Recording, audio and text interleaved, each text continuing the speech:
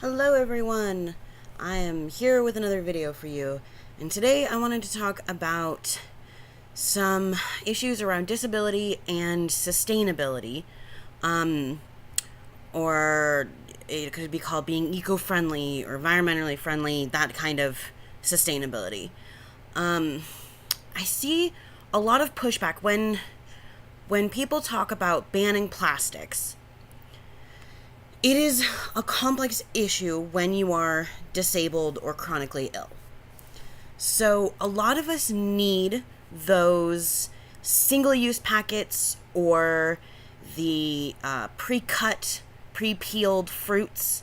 I know one of the big ones on the this is too much plastic debate is those oranges that come pre-peeled and then put in little plastic boxes. I think the example I've seen is like Trader Joe's or Whole Foods or something like that. And a lot of us need that. If I were to want fruit, fresh fruit, which is something my body can't handle often, but still needs, just like everyone needs fresh foods, I would have to have my caregiver peel it and cut it for me, which takes time away from other tasks. And so I have to choose whether I want a bunch of fruit and vegetables cut up and peeled and cooked and all that, or if I want to have clean dishes to eat off of, or a clean floor, or a clean bathroom, or my laundry done, or other tasks that my caregiver does for me, because I only have a limited amount of time with my caregiver. I get 40 hours a month to have everything done for me that I need done. Cooking, cleaning, dishes washed, laundry done, helping me remember to take my medications, helping me do my physical therapy, which is supposed to be 2 to 3 hours a day. There's not enough time for my caregiver to help me with everything that I need. So buying the prepackaged, pre-cut, pre-sliced fruits and vegetables is a huge time saver for me. I wouldn't get the fresh foods otherwise. But it does create a lot of plastic. And I think people don't realize that it's not the packaging itself that's the problem, it's what the packaging is made of. There have been a lot of instances where people have created petroleum, gasoline-free plastics. There was a teenager in the Middle East. I unfortunately don't remember her name. I'll try and look her up and put the info in the description of the video, because it is a really interesting thing that she did. She invented plastics that use banana peels, which is generally considered a waste product if you don't compost.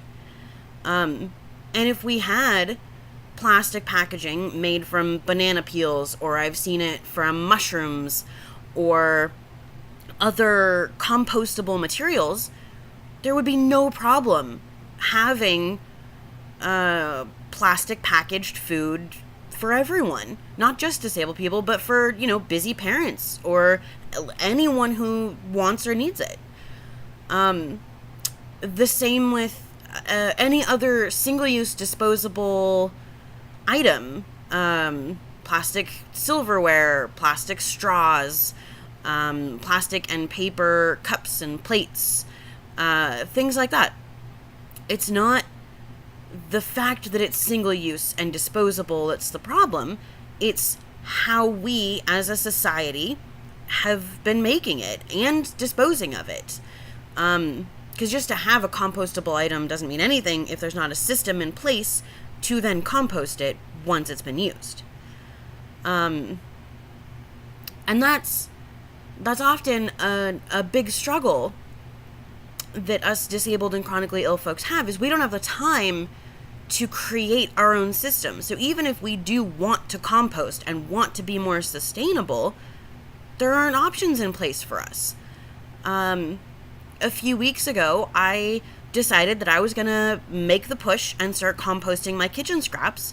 And I reached out to my neighborhood community gardens and other places in my neighborhood on more than one website, more than one occasion, asking if I left my kitchen scraps out in a bucket on the porch or even on the side of the driveway, if someone would want to come pick it up and compost it. Because the yard waste bin that I get from the city is not big enough. We have 3 houses here who use the same compost bin. It's a house that was turned into 3 apartments. And once the side yard is mowed, there's hardly room in the compost bin. But I asked around if someone would want to come take it and compost it for free. We would figure out, I'd leave it out at a specific time and then pick it back up when the bucket's empty, and that would be that. No hassle on anyone's part. And no one was able to do it. No one wanted my kitchen scraps. So often, especially in big cities, because I even live in a place where people have space to have gardens and compost piles, and no one wanted to help me with it. So for people who live in a big apartment building or a downtown where no one has a yard, it's very difficult for people to live sustainably when just anyone, whether you're disabled or not, but then us disabled folks on top of living in a big city, it's nearly impossible for us to do those things. And kind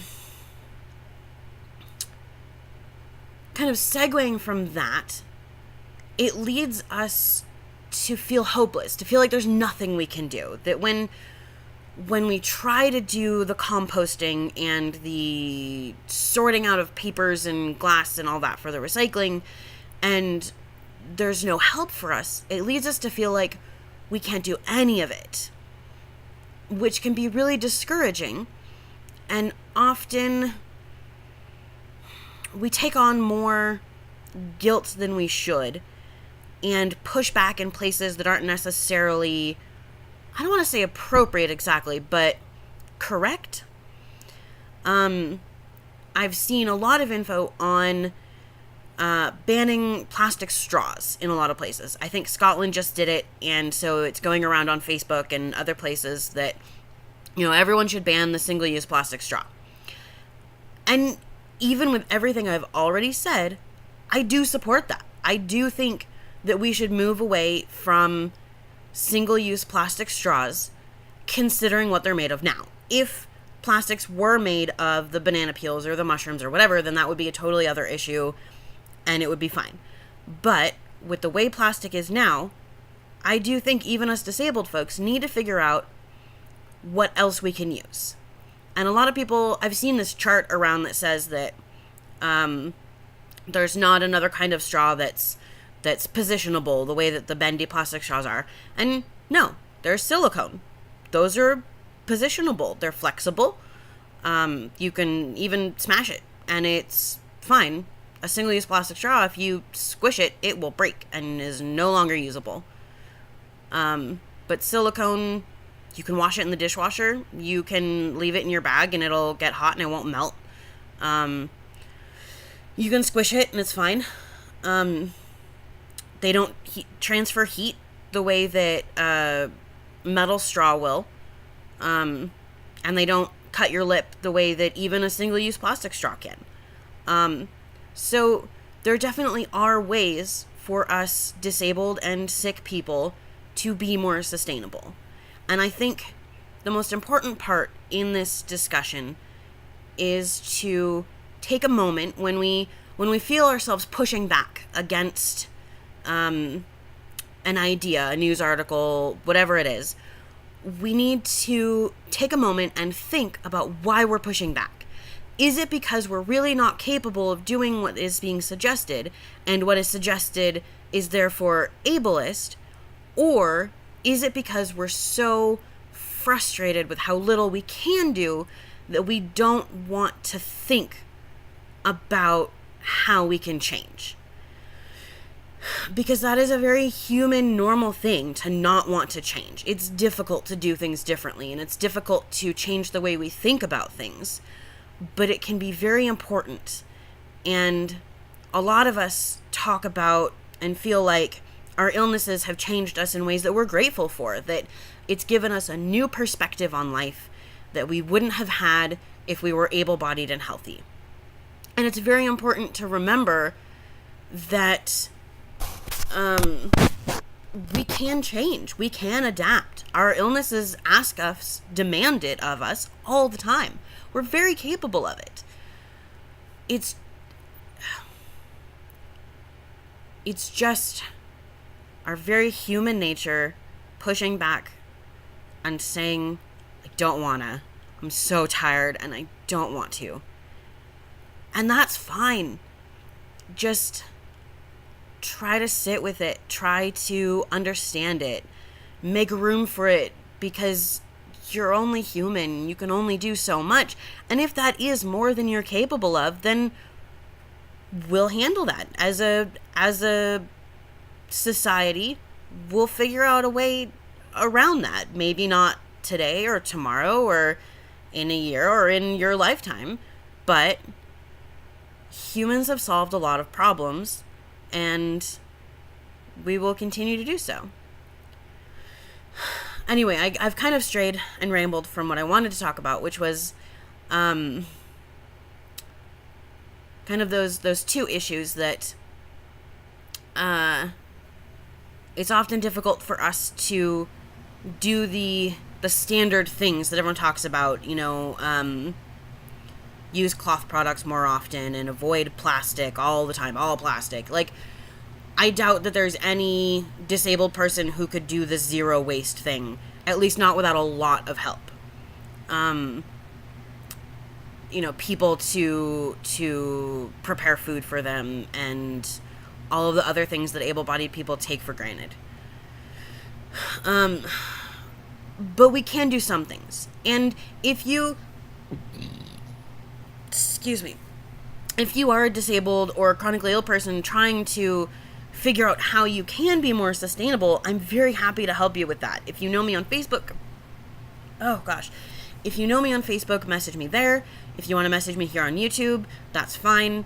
If you want to have a longer conversation, I can possibly give out my email address and we can talk that way. And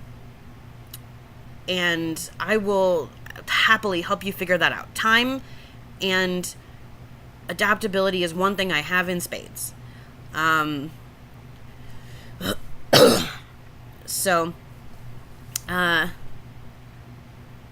That's what I have for you today. I hope you're doing well, and I'll see you all later.